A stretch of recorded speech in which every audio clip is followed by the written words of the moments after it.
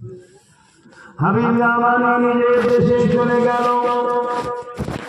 আল্লাহ নবী নবীর কাছ থেকে অনেক দূরের রাস্তা, তখন এত যাতায়াতের সুব্যবস্থা ছিল না। দিল থেকে করে নিজের দেশে ফিরে যাচ্ছে।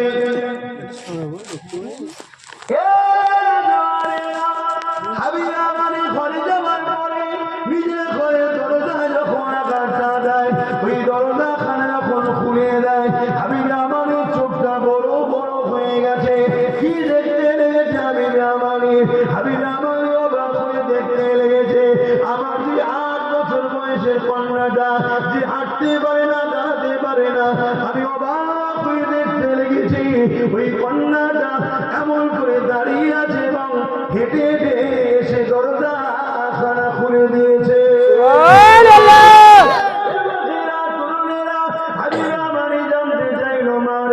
এই অবস্থা তোমার কি করে হলো মা? ওই মহিলা কন্যাটা বলতে লেগেছে, আব্বা যার 1 তারিখে রাত্রিরে এক উড়ারি মানুষ সবের মধ্যে আসলো। তিনি আমাকে বলতে লাগলো, মারে উঠে দাঁড়া মা। আমি বললাম হুজুর আমি উঠতে পারি না। ওই মনোরানি মানুষটা বলতে লাগলো, মার একবার দিল থেকে বলে নে লা ইলাহা ইল্লাল্লাহু মুহাম্মাদুর রাসূলুল্লাহ। আমি এটা যখনই বলে নিলাম, ওই নুরানি ব্যক্তিটা বলতে লাগলো, মারে এবারে বিসমিল্লাহ বলে দাঁড়িয়ে যা। যখনই আমি বিসমিল্লাহ বলে দাঁড়াতে লাগলাম, আমার আব্বা জান আমি হাঁটতে পারছি এবং চলতে পারছি, দাঁড়াতেও পেরে গেছি। সুবহানাল্লাহ। জানতে চাইলো মারে এরা কিছু ঘুরিয়া বলতে পারবে, এনাকে খবর চেহারা কিছু প্রশংসা বলতে পারবে, চেহারার কিছু তারিফ বলতে পারবে। ওই সময় কন্যা বলতে লাগে, বাবা ওই রকম ব্যক্তি কখনো দেখিনি, এত সুন্দর কখনো জীবনে কল্পনা করতে পারিনি। তিনার ভোরগুলো ছিল জোড়া জোড়া, চোখগুলো ছিল নূর চমকাতে লেগেছে। তিনি যখন কথা বলতে লেগেছে, দুই জনের বিস্তার থেকে নূরের মতির মতো ঝরতে লেগেছে। তিনার চুলগুলো ছিল বড় বড় বাবলির না। হাবিবি আমানি আর বুঝতে বাকি রইল না, তিনার কাছে থেকে আসতে তিনি চিনিয়েছিলেন। এই দেরি না করে সুজা মক্কা দিকে রওনা দিতে লাগলো। ওই কন্যা তখন ডেকে বলতে লাগলো, বাবা আপনার জন্য একটা মেসেজ রয়েছে। কি মেসেজ রয়েছে? ওই নুরানি ব্যক্তিটা বলেছিল, মা এই কলেমা তুমি পড়ে নাও মা। আর আমি বলে যাই, খুব শিগগির তোমার বাবা তিনিও এই কলেমা পড়ে নেবে। সুবহানাল্লাহ সুবহানাল্লাহ আল্লাহু আকবার সুবহানাল্লাহ।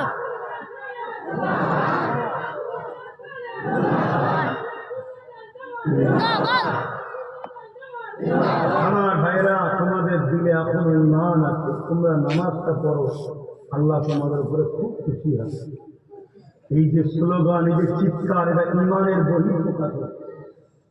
এমন নেতার মাকামের কথা শুনে আমরা খুশি হই, তার তো বহিঃপ্রকাশ। তোমরা নামাজটা সাথে ধরো, আল্লাহ তোমাদেরকে অনেক সম্মান দেবে। তোমরা ট্রাই করে দেখো আমার যুবক, তোমাদেরকে আল্লাহ অনেক সম্মান করবে। তোমাদের ইমান আল্লাহ করে ঠিক আছে, তোমাদের হুজুরের উপরে প্রেম আছে, তার প্রমাণ এটাই দিচ্ছ। কিন্তু এর সাথে শুধু হুজুর বলেছেন নামাজ আমার চোখের ঠান্ডা, হুজুরের চোখকে ঠান্ডা করার জন্য রুকু সেজদা দাও আল্লাহকে। দেখবে তোমাদেরকে আল্লাহ কোথা থেকে কোথায় চলে যাবে, অনেক সম্মানিত করবে, তোমরা অনেক আরামে থাকবে, মনের খোরাক শান্তি পাবে তোমরা। হাবিবি আমানি ওখান থেকে এসে আমার নবীর দরবারে ইমানের কালেমা পড়ে সাহাবী হয়ে গেলেন। জোরে বলুন সুবহানাল্লাহ। এমনি এমনি ইসলাম আসেন, অনেক কষ্ট করেছে আমার রাসূল। সেই ইসলামকে মিটাবার জন্য আজকে দুনিয়া জুড়ে শক্তি চেষ্টা করছে। আমাদের ঘরে ঢাল হয়ে দাঁড়াতে হবে না। আমরা মনে করি নবীর প্রেমিক মানে হালুয়া রুটি খাওয়া, নাকি? হালুয়া রুটি যেমন খেতে হবে, নবীর প্রেমিক সময় হলে গুলিও খেতে হতে পারে। কথা বুঝতেন না? নবীর প্রেমিক দাবি করবে জেলে যাবে না, হতে পারে সময় হলে জেলেও যেতে হতে পারে। আমি তো পুরো প্রস্তুত। কথা বুঝতেন না? বলেন যা কপালে আছে তাই। কিন্তু হুজুরকে প্রেম করতে হবে। যদি বাঁচতে চায়, দুনিয়া আখেরাতে শান্তি যদি চায়, হুজুরের প্রেম চায়। হুজুরের প্রেম ছাড়া নাজাত নাই। আর এই ফয়সালা দেখো তো, আল্লাহ কি সম্মান দিয়েছে, আল্লাহ কি সম্মান দিয়েছে। আল্লাহ পাক পাঠিয়ে দিলেন হযরত জিবরাইল আলাইহিস সালামকে। হযরত জিবরাইল আলাইহিস সালামকে আল্লাহ পাঠিয়ে দিলেন। ও হযরত জিবরাইল দুনিয়া জমিনে চলে যান, বুরাককে সাথে করে নিয়ে আসে, আমার হাবিবকে ডেকে নিয়ে আসে। আমি আল্লাহ আমার হাবিবকে দিদার দেবো, আমার হাবিবকে আমি দাওয়াতটা দিলাম। ও হযরত জিবরাইল জান নিয়ে আসে। হে যুবকেরা, তরুণেরা, আল্লাহ নবী ওই দিন নিজে হুজুরা মুবারকে শুনিলে উম্মে আলী হুজুরের ঘরে শুয়েছিলে। কেন শুয়েছিলে? আমার নবী পাকের ঘরে দে বিনা হুকুমে ঢুকাটা কোনো নিষেধ। আমার নবী পাককে বাইরে থেকে ডাকাটা হলো বিরাদবি নিষেধ। হে যুবকেরা, তরুণেরা, হযরত জিবরাইল আলাইহিস সালাম চলে আসলে, আল্লাহ নবী ঘুমিয়ে রয়েছে, রাতের মধ্যভাগে চলে আসলে জিবরাইল আলাইহিস সালাম আমার নবী পাক ঘুমিয়ে রয়েছে বলে দেখে তুলতে তো পারতেন, কিন্তু জিবরাইল জানে কে ঘুমাচ্ছে, এনাকে তোলার একটা আদব রয়েছে। আদবের বিখিরা যদি তুলে ফেলি আমি জিবরাইল ধ্বংস বরবাদ হয়ে যাব। এই জন্য জিবরাইল আলাইহিস সালাম জমিন থেকে আল্লাহকে বললেন, ও নবী আল্লাহ, আপনার বন্ধু ঘুমাচ্ছে, আপনার মাহবুব ঘুমাচ্ছে, আপনার হাবিব ঘুমাচ্ছে, আমি জিবরাইল কেমন করে তুলবো? হযরত জিবরাইল আলাইহিস সালামকে আমার আল্লাহ পাক জানিয়ে দিলেন, ও হযরত জিবরাইল, আমার হাবিবের কদমের গোড়ায় বসে যাও, তুমি তোমার ঠোঁট দিয়ে আমার হাবিবের কদমের নিচে চুমা দিতে থাকো। সুবহানাল্লাহ, সুবহানাল্লাহ।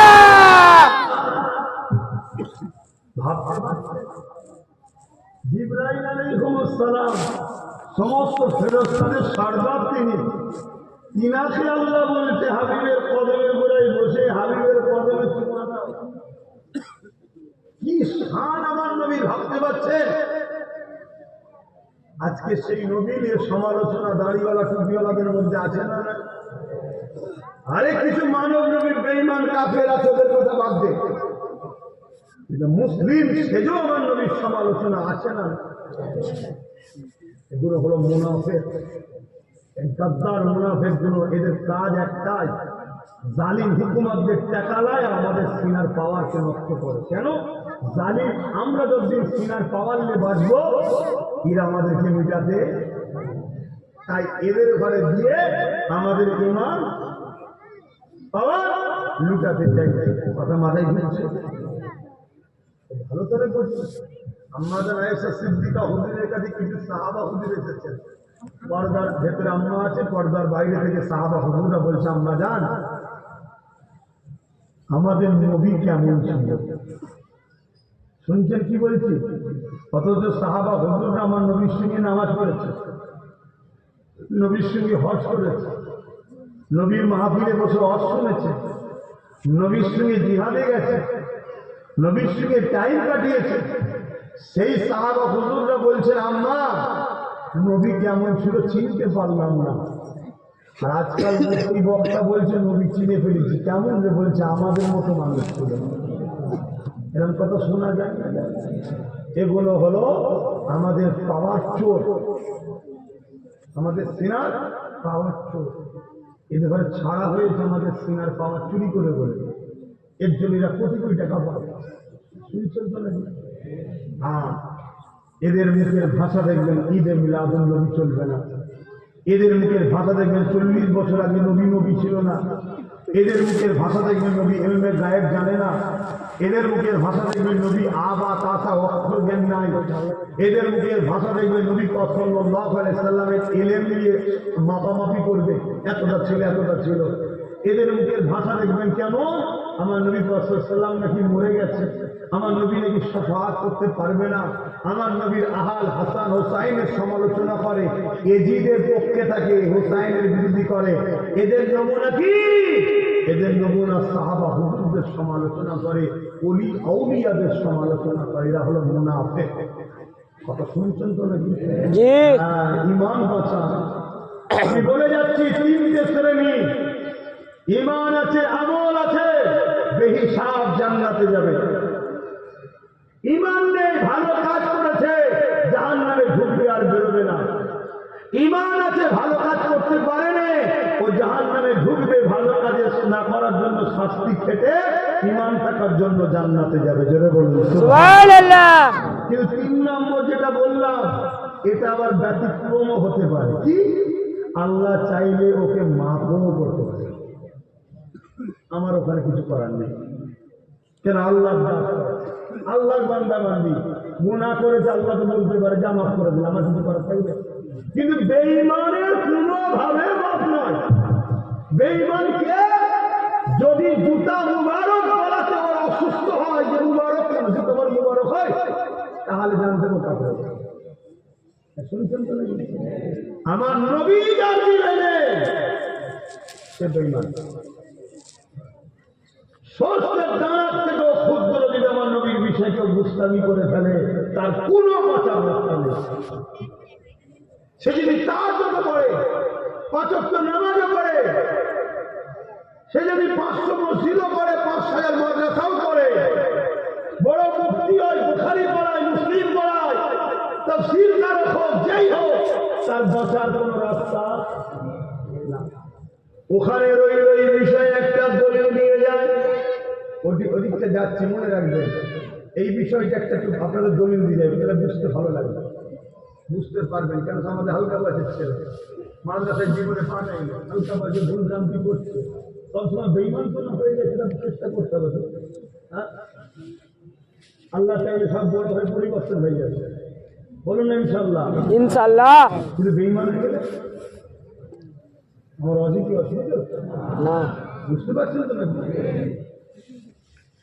দুটো ব্যক্তির নাম বলছে, একটা ব্যক্তির নাম আবু বকর সিদ্দিক, আর একটা ব্যক্তির নাম আব্দুল্লাহ ইবনে উবাই। আমার নবীর হাতে এই দুজনই হাত দিয়েছে। শুনছেন? আমার পিছনে ভাইরা শুনছেন তো? হাত তুলে দেখান, শুনছেন তো নাকি? আলহামদুলিল্লাহ। দুটো ব্যক্তি, একটা নাম আবু বকর সিদ্দিক আর একটা নাম আব্দুল্লাহ ইবনে উবাই। দুজনই আমার নবীর হাতে হাত দিয়েছে। নবী ইমামতি করে, দুজনই নবীকে ইক্তেদা করে নামাজ পড়ে। নবী হজে গেছে, নবীর সাথে দুজনই গেছে।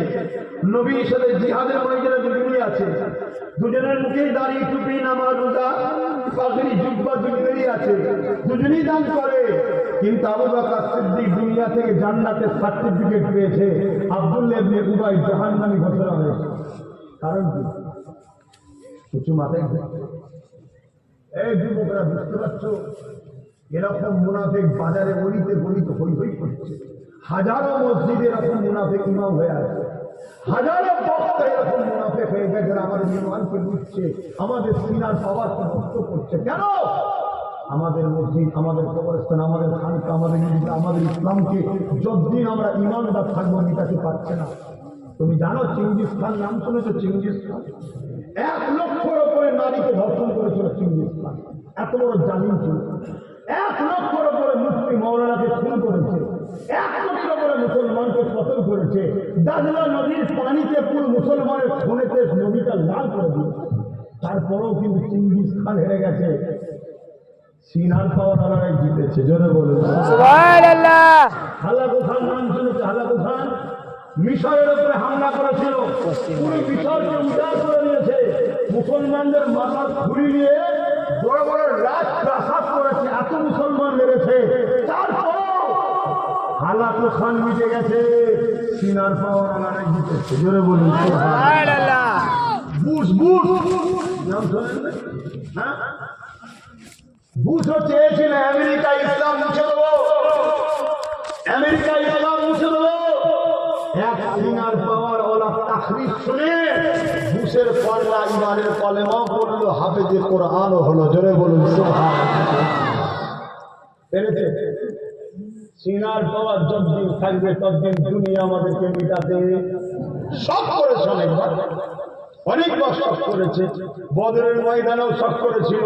কি হ্যাঁ, মুসাইলামাতুল কাযযাব সিদ্দিক আকবরের বিরুদ্ধে লড়াই করেছিল। মুসাইলামাতুল কাযযাবের দিকে 90,000 ছিল, সিদ্দিক আকবরের দিকে 10,000 ছিল। মুসাইলামাতুল কাযযাব 90,000-এ 10,000-এর মোকাবেলায় লড়তে গিয়ে মুসাইলামাতুল কাযযাব 90,000 নিয়ে জাহান্নামে গেছে। নবীর সাহাবারা বুকে তাজা খুন দিয়ে খাতমে নবুয়তের ঝান্ডাকে উঁচু করে তুলেছে। জোরে বলুন সুবহানাল্লাহ। শুনছো তোমার কথা যুবকরা? কোন পাওয়ারটাকে ঠিক রাখতে হবে? সিনার পাওয়ার ঠিক রাখতে। খুব বারবার বলি, একটু বুঝে বুঝে খাবে। খাবারের মধ্যে হারাম ঢুকানো হচ্ছে। রক্ত যদি হারাম হয়ে যায়, ওকে চেঞ্জ করা বড় মুশকিল হয়ে যাবে। কথা বুঝে আসছে? তবে নওজোয়ান তরুণেরা হযরত আবু বকর সিদ্দিক নামাজ পড়েছে, আব্দুল্লাহ ইবনে উবাই নামাজ পড়েছে। আবু বকর সিদ্দিক রোজা রেখেছে, আব্দুল্লাহ ইবনে উবাই রোজা রেখেছে। হযরত আবু বকর সিদ্দিক নবী পাকের সাথে হজ করেছে, আব্দুল্লাহ ইবনে উবাই হজ করেছে। হযরত আবু বকর সিদ্দিক জিহাদের ময়দানে নবীর সঙ্গে গেছে, আব্দুল্লাহ ইবনে উবাইও গেছে। হযরত আবু বকর সিদ্দিকের দাড়ি টুপি জুব্বা পাগড়ি ছিল, আব্দুল্লাহ ইবনে উবাইরও ছিল। এরপরও আব্দুল্লাহ ইবনে উবাই জাহান্নামী হয়ে গেল, আবু বকর সিদ্দিক দুনিয়া থেকে জান্নাতের সার্টিফিকেট পেয়ে গেল। এর কারণটা কি? এই যুবকেরা, হযরত আবু বকর সিদ্দিক জানিয়ে দিল, এ দুনিয়ার মানুষেরা, আব্দুল্লাহ ইবনে উবাই যা ছিল আমি আবু বকরের মধ্যে তা রয়েছে, কিন্তু আমার মধ্যে যা আছে আব্দুল্লাহ ইবনে উবাইয়ের তা না। আব্দুল্লাহ ইবনে উবাইয়ের নামাজ ছিল, আমি আবু বকরের আছে। আব্দুল্লাহ ইবনে রোজা রেখেছে, ওটা আমারও আছে। ওর দাড়ি টুপি জুব্বা পাগড়ি আছে, ওটা আমি আবু বকরের রয়েছে। ও হজ করেছে, ওটা আমি আবু বকরের রয়েছে। ও দাড়ি রেখেছে, ওটা আমারও আছে। ও জিহাদের ময়দানে গেছে, ওটা আমারও আছে। ওর যা আছে আমারও তা আছে, কিন্তু আমার যা আছে ওর তা নাই। কি রয়েছে আপনার? ওর নাই। আবু বকর সিদ্দিক বলেছিল, আমার সিনাতে আল্লাহ ও নবীর প্রেম আরো ভালোবাসা আছে, যেটা ওর মধ্যে নাই।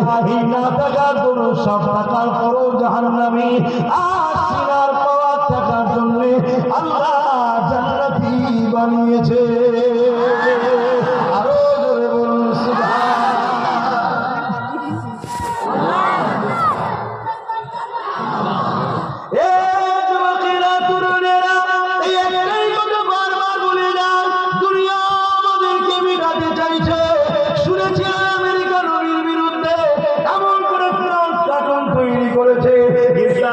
মাতৃভূমিতেও একদল জালিমরা কখনো মসজিদ, কখনো মাদ্রাসা, কখনো মানুষকে পিটিয়ে পিটিয়ে মেরে ফেলছে।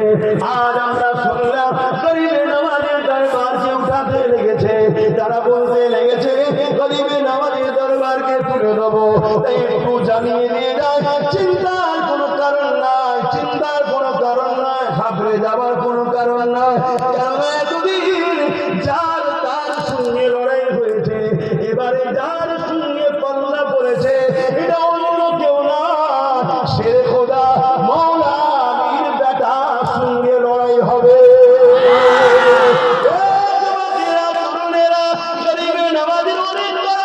শুনেছি, অনেক কারামতি পড়েছি, কিন্তু নজরে কখনো দেখিনি। আল্লাহ চাইলে ইনশাআল্লাহ খুব তাড়াতাড়ি কারামতি দেখা হবে। একটা কারামতি তো এটা, তাদের দলের লোকেরা কেস করছে, আর তাদেরই গুরু বস চাদর দিয়ে পাঠাচ্ছে, বাবা বাঁচা। বুঝছেন না? বলে ওরা ভেতরে ভেতরে কিছু খপ খপ দেখে দিতেন, তাও বসে যান। বুঝতে পারছেন? হ্যাঁ, কোনো টেনশনের কারণ নেই। একদিন করে ঠিক জায়গায় হাত করে, ঠিক জায়গায় হাত না করলে আমরা কোনো টেনশনে ছিলাম, আমাদেরকে মেরে দিচ্ছিল, আমরা কিছু করতে পারছিলাম। এবারে ছেড়ে খোদা আর্মি বেটার সঙ্গে হয়েছে। এত সহজ? হ্যাঁ, মানুষেরা 850 বছর আগে আমার গরিবে নওয়াজ রাজার উঠকে বসিয়ে দিয়েছিল। তৎকালীন রাজারা গরিবে নওয়াজের বসানো উঠকে তুলতে পারে। আজকে চুনোপুটি ছুঁচো গুলো বলছে মাজা তুলে দেবো, সময় থাকতে থাকতে ক্ষমা চেয়ে নাই খোদার বার যখন করবে আওয়াজ হবে না, সব ফাঁকা হয়ে যাবে। চিনে নাকি আবার উঠেছে। আমি আর বেশি বলবো না, এর আগেবারে বলাতে লেগে গেছিলাম, বুঝতে পারছি। আমি আর বেশি বলবো না, এইটুকু শুধু ইশারা দিলাম। আল্লাহ ভালো জানে, যা মধ্যে বলি হয়ে যায়। 4-5 বছর আগে যা বলেছিলাম আজকে ঘটছে না ঘটেনি, ওই জন্য বেশি কিছু বলবো না, চেপে রাখি, ওটা কি হয়ে যাবে। কিন্তু উঠেছে একটা নতুন করে, শুনলাম তেল কাটাতে, বুঝতে পারছেন তো নাকি? হ্যাঁ, কেন শয়তান বেশি লাভালাভি করলে আল্লাহর পক্ষ থেকে মার। কিন্তু আমাদেরও বেরোচ্ছে নয়, আমরা ওই শয়তানদেরকেই তো নাচানাচি করি, কাতার আলাদা করে। আর না হয় এক কাতারের মনে করে সব একসাথে ধরলেন। শুনছেন তো নাকি? এই দেখলেন না আমার দেশে কোন জায়গায় এবারে দেখছিলাম মুসলমান মনে করে গুলি করে মেরে দিল, পরে শুনছি ব্রাহ্মণ। এই যে বলছে বাড়ি বাড়ি সব অস্ত্র রাখো বলছে না, আমি বলছি রাখি, বাঁশ কেন ঝাড়ে আর বলবো রাখ অস্ত্র, রাখ অস্ত্র। আমাদের অস্ত্র লাগবে নাকি? আমাদের কি লাগবে? হ্যাঁ, সিনার পাওয়ার, আল্লাহর প্রেম, আল্লাহর ভয়, নবীর প্রেম ও আদর, এটা আমাদের লাগবে। আমাদের সব চুরি চুরি অস্ত্র বোম বন্ধু লাগে না। যে লাগছে লাফুক বেজাক, দেখবি বেকায়দায় নিয়ে ঝেড়ে দেবে। এই গত কদিন আগে মুসলমানের ঘর মনে করে 10-12টা ঘরকে পুড়িয়ে দিয়েছে, শুনছেন তো নাকি? খোদা এখনো সাহায্য করছে না, করে না। একটু ভালো হয় যুবকগুলো, একটু ভালো হয়। এরকম তামাশায় নিচে কিচ্ছু মজা নেই, যা চোখের ধোকা, যা চোখের ধোকা। আল্লাহ রসুলের দিকে আসো, সম্মান পাবে, ইজ্জত পাবে, দিলের শান্তি পাবে, পরকালে জান্নাত পাবে। কথা যখন এসে গেছে তো গরিবের নামাজের দু একটা কথা বলে নি। হ্যাঁ, কি অসুবিধা আছে নাকি? এখন তো আর গরিবের নামাজের মাজারের হয়ে অনেক মুসলমান আন্দোলন করছে, বাঁচাতে হবে। কি আমি সেদিন দেখলাম কলকাতাতেও আন্দোলন হচ্ছে, বাঁচাতে হবে। মেম্বারে যারা বসে আছে ওদের মধ্যে 50টার উপরে যাদের আকিরা হলো মাজার ভেঙে দেয়। কি নাটক চলছে? হ্যাঁ, বলছে অকাপ বাঁচাতে হবে। মেম্বারে যারা বসে আছে ওদের মধ্যে 50% অকাপ ঝেড়ে বসে আছে। কি নাটক চলছে? খুব শিগগিরই আমি আবার ডাকবো হাওড়া জেলা, আপনাদের এলাকায় খবর পেলে যাবেন। সম্ভবত উলুবেড়িয়া টাউনের দিকে হবে, একটু জেলা অসুবিধা আছে, যাবেন। কেন একটু হলেও ঘেবড়ে গেছে, আর একটু চাপ দিতে হবে। কে? এটা আমাদের ডিউটি করতে হবে। কিন্তু সব কিছু ফাইসাল্লাহ কোথায় হয়? আল্লাহর কুদরতি ক্ষমতা। আমাদের কাজ আমাদের। হযরতে গরিবে নওয়াজ হিন্দুস্তানে এলেন, আনা সাগরের পাশে বিশাল এক ময়দান দেখে হুজুর বললেন, বাবা এখানে দাঁড়াও, সাগরের পানিটাও বেশ সুন্দর, উযু করো বাবা, আজান দাও, নামাজ পড়ি। আজান হলো, নামাজ হলো, আর হুজুরের মুরিদদের নিয়ে বসে আছেন গরিবে নওয়াজ। এমন সময় রাজার উট যারা চড়ায় তারা উটকে চড়িয়ে নিয়ে এসে হাজির হয়েছে। গরিবে নওয়াজকে দেখে বলছে, মুসাফির এখান থেকে ওঠো, এখানে রাজার উট বসে। গরিবে নওয়াজ বললেন, এত বিশাল ময়দান আছে, অন্য জায়গায় বসাও না, এখানে কেন? বললো না, এখানেই বসবে। গরিবে নওয়াজ বললেন, বাবা কুতুবউদ্দিন বখতিয়ার কাকি, চলো বাবা, মনে হয় এখানেই ওরা বসতে চাইছে, রাজার উট যখন এখানে বসেই থাকুক। চলো, চলে গেছেন। পরের দিন সকাল হয়েছে, প্রতিদিনের নাই উট চারণকারী এসে হাজির, উটকে তুলতে চাইছে, আর উট উঠছে না। অনেক চেষ্টা মারধর, রাজার কাছে খবর গেল, রাজা মশাই একজন দরবেশ মানুষকে বলেছিলাম, সে বলেছিল উট বসে আছে, বসেই থাক। রাজা মশাই ঘরে ছুটেছে। কেন রে বাবা, ছুটলি কেন? রাজা মশাই ঘরে ছুটে গিয়ে একটা কাগজ বার করেছে। কাগজটা তার মা লিখে দিয়ে গেছিল একটা কথা। কি কথা লিখেছিল? রাজা খুলে দেখছে এই বাবা, তোর রাজত্ব চলাকালীন একটা মুসলিম দরবেশ আসবে, সে তোর রাজত্ব নেবে না, সে একত্ববাদ, এক মালিকের প্রচার আসবে, গরিবকে ঘরে অধিকার দিতে আসবে, বিধবার মর্যাদা দিতে আসবে, এতিমকে অধিকার দিতে আসবে, উঁচু জাত নিচু জাত বলে কিছু থাকবে না, মানুষের ভেদাভেদ দূর করতে আসবে। তার পিছনে লাগবি না বাবা, যদি লাগিস তোর রাজত্ব চলে যাবে। কে বলেছিল? মালিকে দিয়েছিল। রাজা পড়ছে, পড়তে পড়তে ভাবছে, মা যখন লিখেছে 90 বছর বয়স, মাথা মাথা ঠিক আছে, আমার হাতে মিলিটারি আছে, ফোর্স আছে, অস্ত্র আছে, সৈন্য আছে, এই একটা দরবেশকে থেকে ভয় খেতে হবে, এটা উড়িয়ে দেবো এক্ষুনি, সামানের সামনে বসাবো, উড়িয়ে দেবো। অহংকার। কি অহংকার? ক্ষমতার জোরে যারা অহংকার হয় তাদের পতন অনিবার্য। কিন্তু গরিবে নওয়াজের কাছে চিঠি করলো রাজা, যে বাবাকে যে বলো অবালা পশুগুলোকে কেন কষ্ট দিচ্ছে। গরিবে নওয়াজ বললে, আমরা মুসলমান, আমরা কখনো কাউকে কষ্ট দিই না। যে বলবে যাও পশুগুলোকে, যার হুকুমে বসেছ তার হুকুমে উঠে যাও, সঙ্গে সঙ্গে পশুগুলো আবার উঠে গেল। জোরে বলুন সুবহান। কিন্তু গরিবে নওয়াজ আনা সাগরের ওখানে থাকে, উজু করে নামাজ পড়ে। সবাই এসে বলেছে যে রাজা মশাই, আনা সাগরের পানিকে তারা পবিত্র পানি মনে করত। তাদের ধারণা ছিল এই পানিতে পাপ করে এসে গোসল করলে পাপ মাফ হয়ে যায়। তাদের বিশ্বাসকে আমি ছোট করছি, কারো ধর্মের বিষয়ে কথা বলবো না, কিন্তু তাদের বিশ্বাস ছিল। কথা মাথায় ঢুকছে? গরিবে নওয়াজ সেই পানিতে উঠে পড়ছে, খাওয়া দাওয়া করে হাত ধুচ্ছে। হ্যাঁ, রাজাকে যে বলেছে যে মুসলমান তারা উঁচু করে, খাওয়া দাওয়া করে, হাত ধোয়, আমাদের বড় অসুবিধে হচ্ছে। রাজা মশাইকে সৈন্য পাঠিয়ে বলল, যাও ওই পানি যেন না ব্যবহার করে। আল্লাহর ওই গরিবে নওয়াজ খাজা মঈনুদ্দিন আজমিরি সঞ্জালি রাহমাতুল্লাহ আলাইহি বলতে লাগলেন, বাবা বিশাল আনা সাগর, আমি যদি এক প্রান্তে উঁচু করি বা হাত ধুই গোসল করি, এতে অসুবিধে তোমাদের ঠিক হবে।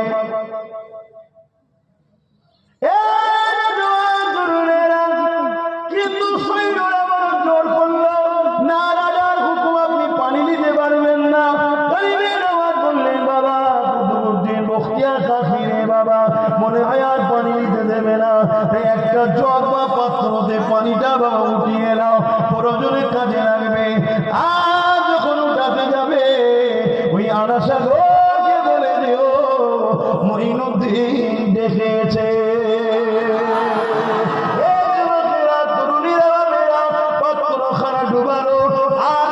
পাত্রখানা উঠলো, সমস্ত পানি শেষ হয়ে গেল, ওই পাত্রের মধ্যে পানি চলে এলো।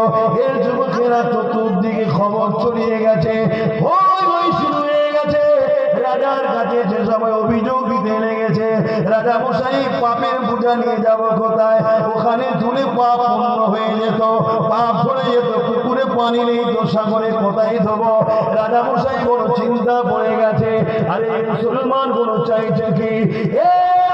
রাজারা সব, আমরা মুসলমান কিছু চাই না, আমরা মুসলমান চাই এ জমিন আল্লাহ, আমরা আল্লাহর শাসন করবো স্বাধীনভাবে, আমাদেরকে ডিস্টার্ব করো না, আর আমরা ইজ্জতের রুটি খাবো, কারো ভিক্ষা আমরা চাই না, কারণ রিজিকের মালিক আল্লাহ, অন্য কেউ নয়। যখন সৈন্য সামান দর পাঠিয়ে দিল, রাজা নিজেও চলে গেল, না শিশুরানি দিতে লাগলো। বাবা মঈনুদ্দিন, এ বাবা দরবে মশাই, এমন করে মানুষগুলো বড় পেরেশানে পড়ে গেছে, আপনি পানি খানা ফিরিয়ে দিন, আপনি কি চান বলো? আমার গরিবে নওয়াজ বলেছিলেন, আমি একটাই জিনিস চাই, মানুষকে সত্যের মেসেজ দেবো, এই মেসেজে তোমরা আমাকে ডিস্টার্ব করবে না। আমি তোমার রাজত্ব নিতে আসি, আমি দেশের প্রধান হব, এই স্বপ্ন নাই। আজকে আমিও বলছি হুকুমাতদের ঘরে আমি নেতা হব, পিএম সিএম হব, এই স্বপ্ন আমাদের নাই। আমাদের স্বপ্ন আমরা আমার আল্লাহ রসুলকে নিয়ে হাসি খুশিতে থাকতে চাই, আর আল্লাহ দিয়ে নিজেদের নিয়ে স্বাধীনভাবে বাঁচতে চাই, তাই তো নাকি? আমাদেরকে টোকো না, যদি টোকো ছাড়বো না, সোজা সুজি কথা, তুমি তোমার নিয়ে থাকো, আমার দেখা দরকার নেই। তুমি খুঁটিকে ধরে টানাটানি করবে না আলোকে ধরে টানাটানি করবে? তাকে খোদা বলবে তোমার বিশ্বাস তোমার কাছে, আমাকে ভেটিও না, আমাকে আমালকে থাকতে দাও। ঠিক না বে ঠিক?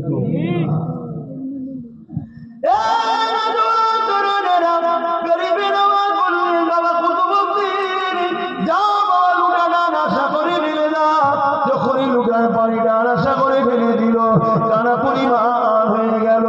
এ যুবকেরা, তরুণেরা, বাপেরা, মনে রাখবেন গরিবে নওয়াজ আমাদেরকে ভারতবর্ষে বসিয়েছে। পৃথিবীর কোনো ক্ষমতা না আমাদেরকে এখান থেকে উঠাতে পারে। এনআরসি বলুন, সিএ বলুন, আর ক্যাকা চিঠি যাই বলুন না কেন, কোনো জিনিস দিয়ে ভারতের মুসলমানকে মিটানো যাবে না। কেননা ভারতের মুসলমানকে গরিবে নওয়াজ বড় আদর করে বসতে দিয়েছে।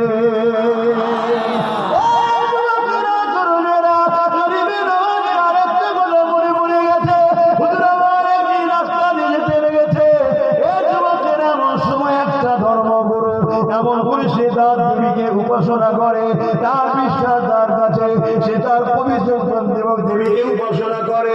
এমন করে সে ছিল ধর্মগুরু। তার কন্যা বাবাকে জিজ্ঞাসা করতে লেগেছে, বাবা তুমি কি করো, এই ফলগুলো কি আমাদের দেবী খায়? এমন করে সেই বাবা বলতে লেগেছে না খাই না, কিন্তু কন্যা বলতে লেগেছে